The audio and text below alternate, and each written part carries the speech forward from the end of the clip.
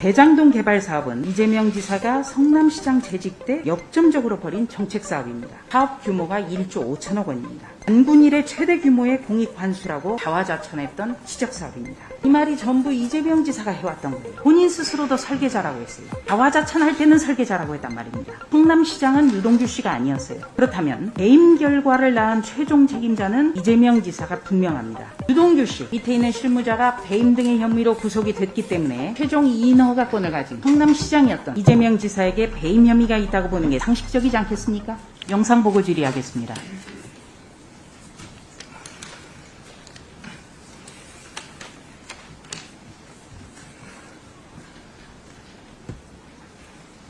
사실 이 설계는 제가 한 겁니다. 유동규 사장이 이제 실무자로 당시에 도시주택공사 이 담당 임원이었죠. 사실 이 설계는 제가 한 겁니다. 유동규 사장이 이제 실무자로 당시에 도시주택공사 이 담당 임원이었죠. 대장동 개발 사업은 특혜를 준 것이 아니라 특혜를 회수한 겁니다. 과거 제가 지휘하던 직원이 또 제가 소관하고 있는 사무에 대해서 이런 불미한 일에 연루된 점에 대해서는 매우 안타깝게 생각합니다. 노벨이 화약 발명 설계를 했다고 해서 알카에다의 9.11 테러를 설계한 것이 될 수는 없습니다. 한 전 직원이 그 뇌물 받고 부정행위하면 대통령이 사퇴합니까? 국민의힘 조수진 의원입니다. 대장동 부패 게이트는 잘못된 설계가 근본적 원인으로 지목이 되고 있습니다. 민간업체의 독식을 막는 초과 수익 환수 조항이라든지 상한선을 두지 않았습니다. 이 이상하고 수상한 설계 때문에 민간업체는 1조 원 가까운 돈벼락을 맞았습니다. 성남시에 있는 대장동의 개발사업, 인허가권을 가진 사람은 성남시장입니다. 당시 성남시장은 이재명 지사였습니다. 그래서 이재명 지사가 영상 초반에 스스로를 설계자라고 소개한 이유일 것입니다. 그런데 유동규 씨가 배임 등의 혐의로 구속된 이후에는 이 지사의 태도가 급속도로 바뀌고 있습니다. 한 전 직원이 뇌물을 받았다고 해서 대통령이 사퇴하느냐, 이런 이상한 궤변까지 늘어놓고 있습니다. 성지용 서울중앙지법원장에게 질의를 하겠습니다. 네, 영상 보셨겠습니다만 이 지사의 이런 어떤 거리두기, 말바꾸기, 이 이유가 뭐라고 생각하십니까? 지금 뭐 국민적 의혹이 제기돼서 수사 중인 사건이라 제가 뭐라고 말씀드리긴 좀 적절하지 않은 것 같습니다.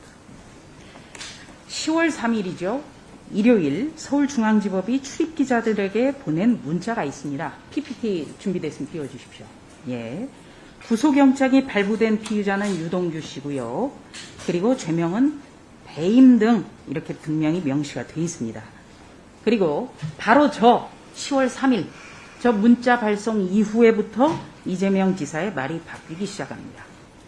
유동규 씨와의 급속한 거리두기도 바로 이 문자부터 시작이 됩니다.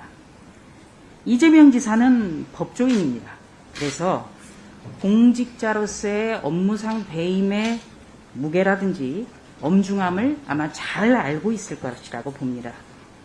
서울중앙지법원장님의 견해는 어떻습니까?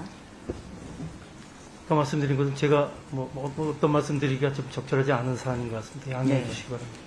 여당의 대선 후보가 됐기 때문에 말씀하기가 어려우시겠죠. 그런데 참 신기하죠? 피해자 유동규가 배임 등의 혐의로 구속영장이 발부됐다. 바로 이 시점부터 말이 바뀌기 시작하는 거예요. 대장동 개발 사업은 이재명 지사가 성남시장 재직 때 역점적으로 벌인 정책 사업입니다. 사업 규모가 1조 5천억 원입니다. 단군 이래 최대 규모의 공익 환수라고 자화자찬했던 지적 사업입니다. 이 말이 전부 이재명 지사가 해왔던 거예요. 유동규 씨가 수익금 배분 방식을 결정했다고 보기 어렵기 때문에 최종 책임자는 이재명 지사가 분명합니다. 본인 스스로도 설계자라고 했어요. 자화자찬할 때는 설계자라고 했단 말입니다. 성남시장은 유동규 씨가 아니었어요. 그렇다면 배임 결과를 낳은 최종 책임자는 이재명 지사가 분명합니다. 유동규 씨 밑에 있는 실무자가 배임 등의 혐의로 구속이 됐기 때문에 최종 이인 허가권을 가진 성남시장이었던 이재명 지사에게 배임 혐의가 있다고 보는 게 상식적이지 않겠습니까? 서울중앙지법원장님 어떻게 생각하세요? 거듭 양해 말씀드립니다. 네?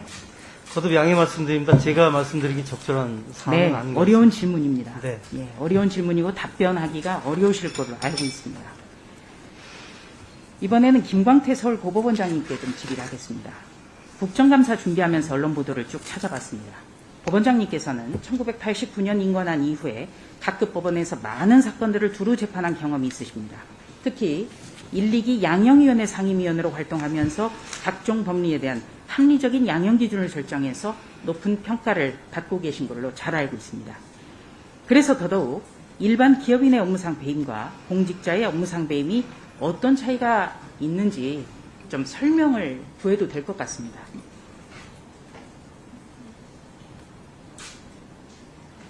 제가 설명을 네. 어떤 취지인지는 잘 모르겠습니다만 네. 어떤 취지의 질문이신지를 제가 이해를 못했습니다. 그러니까 공직자의 업무상 배임과 일반적인 다른 사람의 배임은 어떤 차이가 있는지 기본적으로 간략하게 설명해 형사적 주실 수 범죄라는 있겠습니까? 점에서는 같고 대신 정상에서 차이가 있을 것은 분명하겠습니다만 그 이상 말씀을 어떤 답변을 원하시는 건지. 네, 굉장히 말씀을 아끼시네요, 모두. 자, 그러면은 관련 판례 PPT 준비가 됐습니까? 예.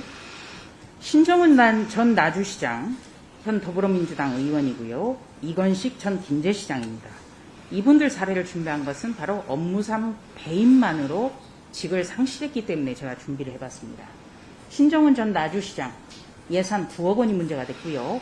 이건식 전 김제시장은 예산 16억 원이 문제가 됐습니다. 그리고 이건식 전 김제시장의 경우에는 1심 때 법정 구속이 됐습니다. 보시다시피 업무상 배임 외에 다른 혐의가 없습니다.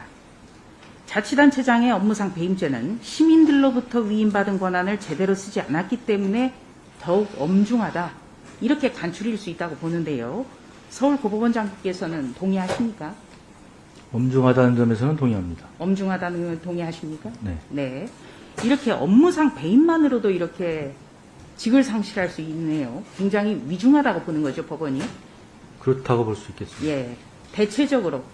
그러니까 이 부여받은, 시민들에게 부여받은 권한을 소중하게 생각하고 예산을 한 푼이라도 시민들을 위해서 써야 된다는 그런 판결 아니겠습니까?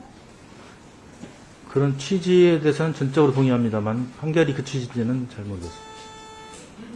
네. 네. 그러니까 공직자의 배임 혐의는 그렇다면 일반적인 기업인이라든지 이런 분의 배임보다 훨씬 위중하군요. 기본적으로 그렇게 판단합니다. 대신 구체적인 사안에 따라 좀 다르겠습니다. 네. 그렇다면 지금 두 분 같은 경우에도 실무자는 분명히 있었을 거예요.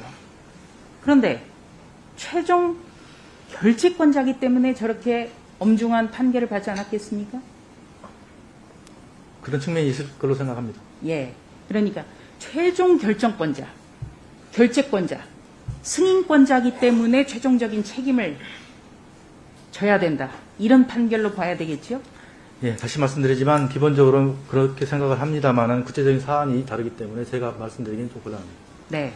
두 분 부원장님 말씀을 종합을 해보면 최종 인허권, 인허가권을 가진 성남시장이었던 이재명 지사가 배임 혐의를 벗어나기는 굉장히 어려울 것 같아요.